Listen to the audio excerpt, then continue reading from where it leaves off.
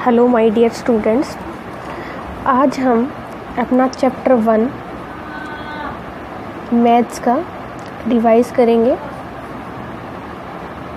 Integers chapter की हम करेंगे रिवीजन। ऑफलाइन क्लास में हम इस चैप्टर को कंप्लीट कर चुके थे, तो ऑनलाइन क्लास में हम इसकी रिवीजन भी करेंगे, सेकंड चैप्टर भी स्टार्ट करेंगे, सब साथ साथ चलेगा। तो आपको सब जितने भी रिलेटेड टॉपिक होंगे, आपको जो मैं करवाऊंगी उसकी वीडियो भी आपको बना के दूँगी। सो यहाँ पे हम आपको जो इंटीजर्स चैप्टर की अगर हम बात करें तो इंटीजर्स क्या होते हैं। जैसे अगर मैं यहाँ पे लाइन ड्रॉ करूँ तो यहाँ मेरे पास सेंटर में क्या आएगा, ज़ीरो।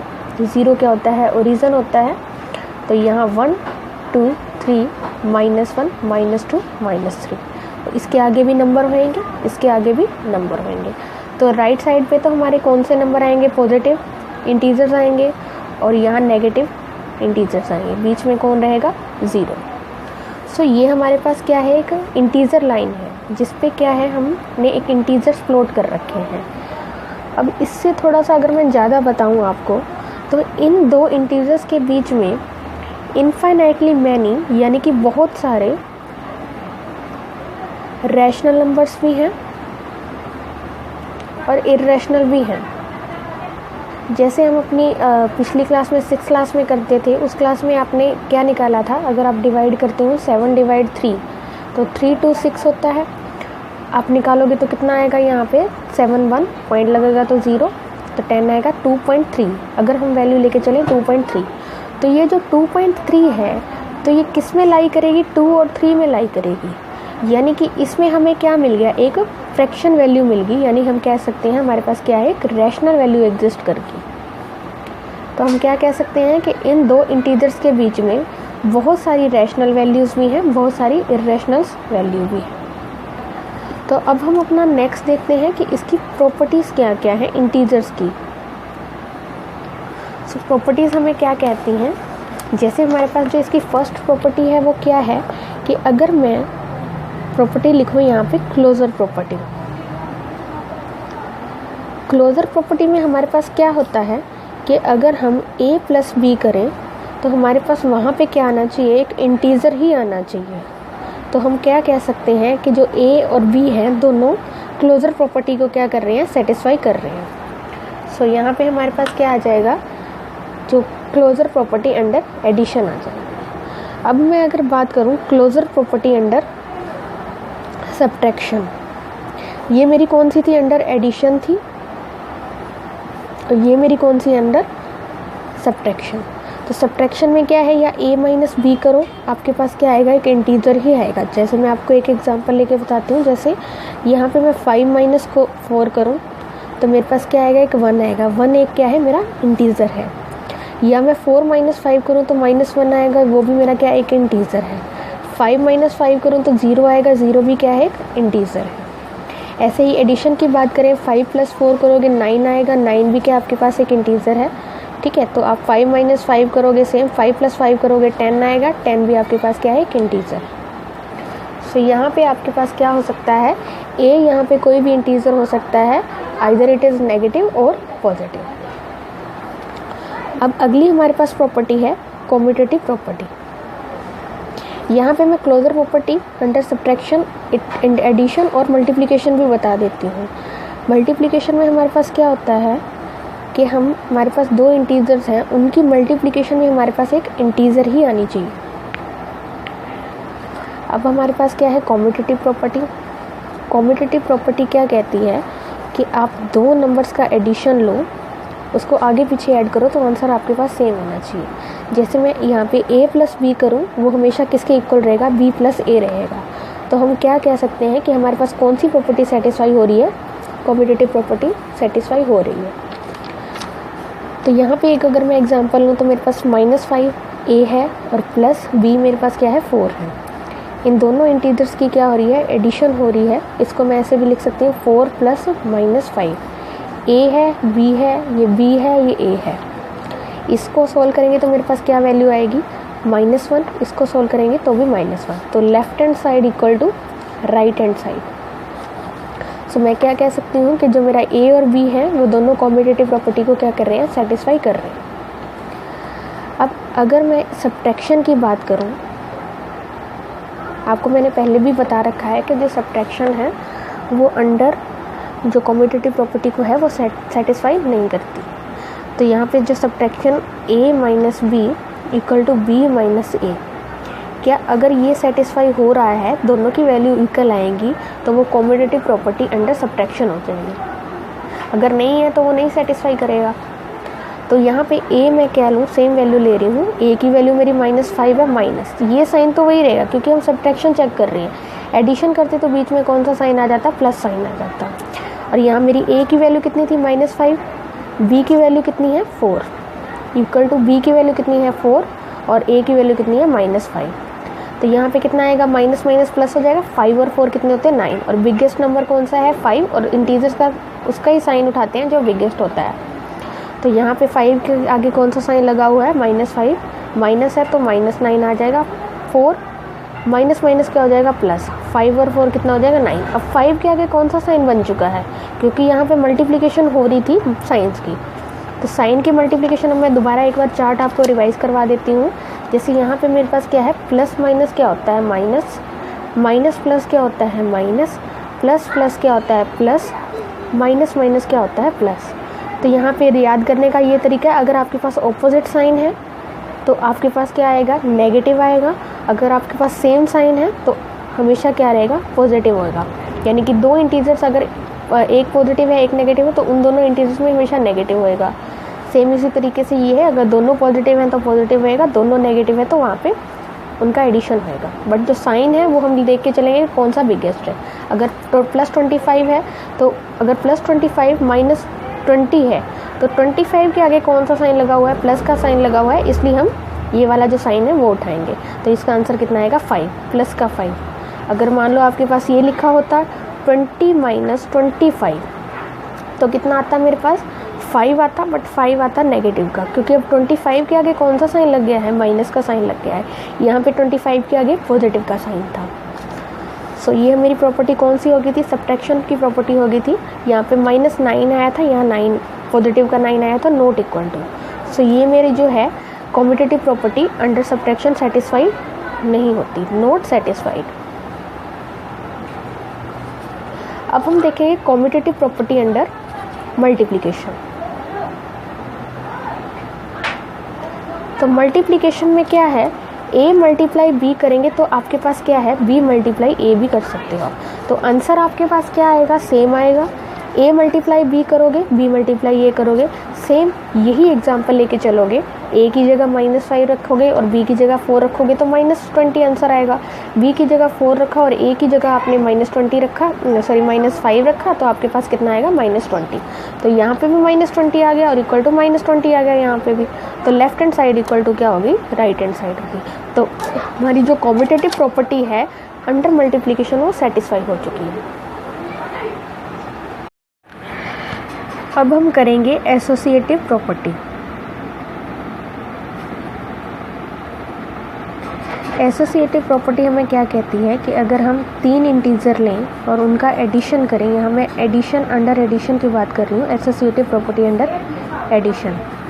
तो यहाँ पे हमारा जो आंसर आएगा वो 3 इंटीजर में आएगा। या तो हम पहले 2 इंटीजर्स को ऐड करो तो थर्ड के इंटीजर में ऐड करेंगे, और या फर्स्ट इंटीजर को इन दोनों इंटीजर, लास्ट के 2 इंटीजर्स का सम करके फिर ऐड करें। तो जो आंसर रहेगा वो क्या रहेगा, सेम रहेगा। जैसे यहाँ पे मैं a की वैल्यू रखूँ -4, b की वैल्यू रखूँ 3, प्लस c की वैल्यू रखूँ 2, और यहाँ a की वैल्यू कितनी है मेरी -4, प्लस b की वैल्यू कितनी है 3, और c की वैल्यू कितनी है 2। तो इन तीनों इंटीजर्स का जो सम है वो आपके पास क्या आना चाहिए, इक्वल। अगर इक्वल आता है तो कौन सी प्रॉपर्टी सेटिस्फाई होगी, एसोसिएटिव प्रॉपर्टी सेटिस्फाई होगी। तो यहाँ हम इसका करेंगे प्लस माइनस क्या होता है माइनस, कितना आंसर आ जाएगा -1 + 2 इक्वल टू -4, 3 और 2 कितना होता है 5। तो यहाँ कितना आएगा 1 इक्वल टू 1। तो यहाँ पे दोनों कितने आ जाएंगे, left hand side equal to right hand side हो जाएगा। तो हम क्या कह सकते हैं कि जो एसोसिएटिव प्रॉपर्टी क्या होगी है, सेटिस्फाई होगी है। अब हम बात करते हैं एसोसिएटिव प्रॉपर्टी अंडर मल्टीप्लिकेशन। सो मल्टीप्लिकेशन में हमारी एसोसिएटिव प्रॉपर्टी क्या कहती है कि a multiply b multiply c, या तो आप पहले दो नंबर्स का मल्टीप्लिकेशन करो विच इज़ इक्वल टू आएगा a multiply b multiply c, या आप लास्ट के दो इंटीजर्स का मल्टीप्लाई करो फिर फर्स्ट के साथ करो। तो आपके पास जो आंसर है वो सेम आएगा। सेम यही एग्जांपल लेंगे -4, 3 और 2। तो इसमें अगर वैल्यू रखेंगे तो आपके पास जो सेटिस्फाई हो जाएगी एसोसिएटिव प्रॉपर्टी। अब जैसे हमने देखा ऊपर कि मल्टीप्लिकेशन और एडिशन दोनों एसोसिएटिव प्रॉपर्टी को सेटिस्फाई करते थे, तो अब हम सब्ट्रैक्शन देखें। अगर एसोसिएटिव प्रॉपर्टी अंडर सब्ट्रैक्शन, हमने कॉम्यूटेटिव तो चेक कर ली थी कि a minus B which is not equal to b minus A होगा अगर हम इंटीजर में चेक करें तो ये हमारी कॉम्यूटेटिव प्रॉपर्टी अंडर सब्ट्रैक्शन जो है वो सेटिस्फाई नहीं हो रही थी। यहाँ पे हम अगर एसोसिएटिव प्रॉपर्टी अंडर सब्ट्रैक्शन देखें तो हमारे पास a minus B minus C which is not equal to a minus B minus C, क्या ये आएगा या ये आएगा, इसकी आप मुझे अपनी एग्जांपल्स बताओगे। इसको सोल्व करना है और उसकी एग्जांपल्स निकालनी है। ऑनलाइन क्लासेस में आप इसकी डिस्कशन करोगे, क्या आपका आंसर आया है, क्या ये सेटिस्फाई हुई है या नहीं। अब नेक्स्ट हम देखते हैं एडिटिव आइडेंटिटी।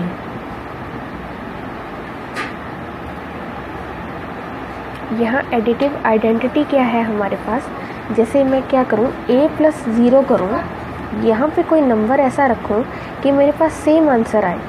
बीच में क्या है, एडिशन का साइन है, तो एडिटिव आइडेंटिटी हो गई, यानी a प्लस 0, 0 यहाँ पे क्या है, मेरी आइडेंटिटी का काम कर रहा है, तो आंसर मेरे पास सेम आ रहा है a। जैसे अगर मैं एग्जांपल लूँ -2 क्या है, मेरा एक इंटीजर है जिसमें मैं 0 ऐड कर रही हूँ तो -2 आएगा। तो ये भी मेरा एक इंटीजर ही आएगा, यानी कि सेम आंसर क्या आना चाहिए आपके पास। तो इसी तरीके से अगर मैं सब्ट्रैक्शन की बात करूं तो भी मेरे पास सेम रहेगा, यानी कि ये सेम आइडेंटिटी किसके लिए भी है, सब्ट्रैक्शन के लिए भी।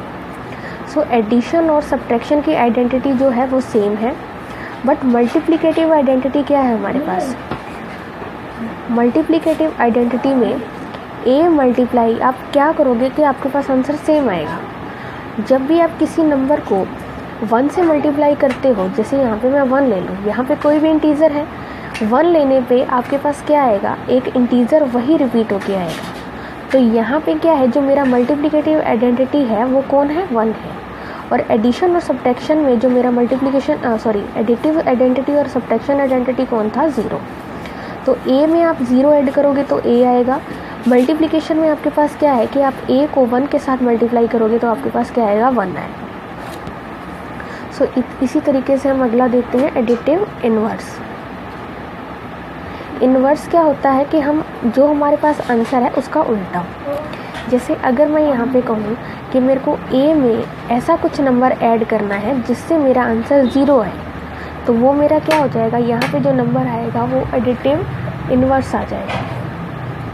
एडिटिव इन्वर्स में जैसे मैं यहाँ पे कहूँ a प्लस माइनस ए, तो a मेरा, यहाँ तो एडिटिव इन्वर्स की बात हो रही है, तो यहाँ पे a जो क्या है, मेरा एक इंटीजर है, इसका उल्टा इंटीजर लेना होगा मेरे को -a। तो यहाँ पे मेरे पास इन दोनों को ऐड करने पे कितना आएगा, 0 आएगा। सो अगर मैं यहाँ पे एक एग्जांपल लूँ, 5 प्लस डैश इक्वल टू 0, कब आएगा 0, जब 5 में से -5 सब्ट्रैक्ट होंगे। तो यहाँ पे अगर मेरा 5 है तो यहाँ -5 आ जाएगा। सेम अगर यहाँ पे मैं -5 ले लूँ तो जो मेरी एडिटिव आइडेंटिटी है वो कौन बन जाएगी, 5 बन जाएगी। यहाँ मेरी -5 क्या है, एडिटिव आइडेंटिटी है, और यहाँ मेरी +5 क्या है, एडिटिव आइडेंटिटी। सो ये मेरे पास क्या है, दोनों 0 लेके आ रही हैं, तो इसलिए मेरे पास दोनों क्या है, मेरे पास एडिटिव आइडेंटिटी बन चुकी है। सेम केस क्या है, सब्ट्रैक्शन में है। सब्ट्रैक्शन में हम क्या लेके चलेंगे, अब हम डिस्कस करेंगे मल्टीप्लिकेटिव के बारे में। जैसे इसका डिस्कस करना है हमने, मल्टीप्लिकेटिव इन्वर्स निकालना है। कोई भी इंटीजर है हमारे पास, जैसे 7 है, 7 का मल्टीप्लिकेटिव इन्वर्स क्या आएगा, यानी कि हम दो इंटीजर्स को मल्टीप्लाई करें कि हमारे पास क्या बने, आइडेंटिटी बने। अब मल्टीप्लिकेटिव आइडेंटिटी हमने पीछे डिस्कस करी है, 1 होती है। तो यहाँ पे 7 को किससे मल्टीप्लाई करें कि हमारे पास 1 आए, तो 7 को हम 1/7 से मल्टीप्लाई करेंगे तो हमारे पास 7 से 7 कट होएगा तो कितना आएगा, 1 आएगा। तो 1 हमारी क्या है, आइडेंटिटी है। तो हम क्या कह सकते हैं कि जो हमारा इंटीजर है उसका मल्टीप्लिकेटिव इन्वर्स क्या है, 1/7। ये 7 हमारे पास इंटीजर था, इसका मल्टीप्लिकेटिव इन्वर्स क्या है, 1/7। तो अगर यहाँ पे अगर मैं बात करूँ कि मेरे पास कोई भी a है, a का जो मल्टीप्लिकेटिव इन्वर्स होगा वो 1/a होगा। तो ये मेरी क्या थी, मल्टीप्लिकेटिव प्रॉपर्टी, मल्टीप्लिकेटिव आइडेंटिटी थी, इन्वर्स था सॉरी। तो अब हम क्या करेंगे, डिस्ट्रीब्यूटिव प्रॉपर्टी। डिस्ट्रीब्यूटिव प्रॉपर्टी हमें क्या कहती है, डिस्ट्रीब्यूटिव का मतलब क्या होता है, डिवाइड करना। जैसे मेरे पास कोई एग्जांपल है, a multiply b plus C, तो a multiply b plus C का मतलब है a multiply b plus a multiply C. तो हम क्या कर सकते हैं कि यहाँ पे जैसे मान लो कि एक एग्जांपल ले लो, 49 मल्टीप्लाई 50। तो अब 49 मल्टीप्लाई 12 लेंगे, इसको क्या लिख सकते हैं हम, 49 मल्टीप्लाई 10 प्लस 2। इन दोनों को क्या करेंगे, मल्टीप्लाई करेंगे तो 49 मल्टीप्लाई 10 आएगा और 49 मल्टीप्लाई 2। ये प्रॉपर्टी हम इसलिए यूज़ करते हैं ताकि मल्टीप्लिकेशन से बच सके। तो यहाँ पे 490 आएगा, प्लस में इसको करेंगे कितना आएगा, 98। तो ऐड करेंगे कितना आएगा, 588 आंसर आ जाएगा।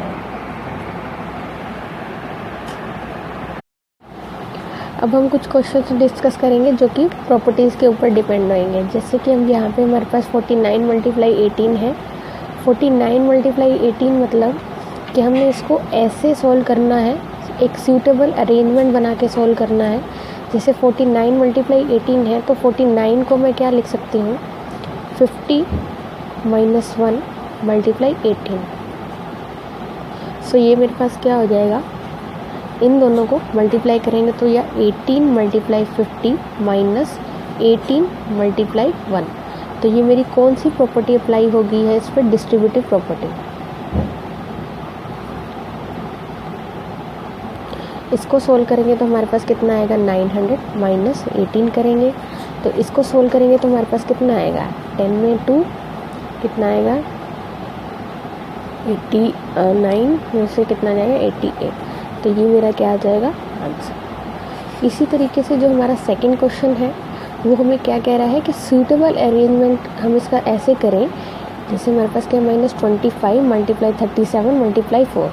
यूँ नहीं है कि आप इसको 25 को पहले 37 के साथ मल्टीप्लाई कर दोगे और सारा सॉल्व करके इसका आंसर निकाल दोगे। सूटेबल अरेंजमेंट यानी कि आपको ऐसे दो नंबर्स को मल्टीप्लाई करना है कि आपके पास क्या बने, या तो 10 पीछे कौन सी 0 की फॉर्म बननी चाहिए, यानी कि 10 आए, 100 आए, 1000 आए।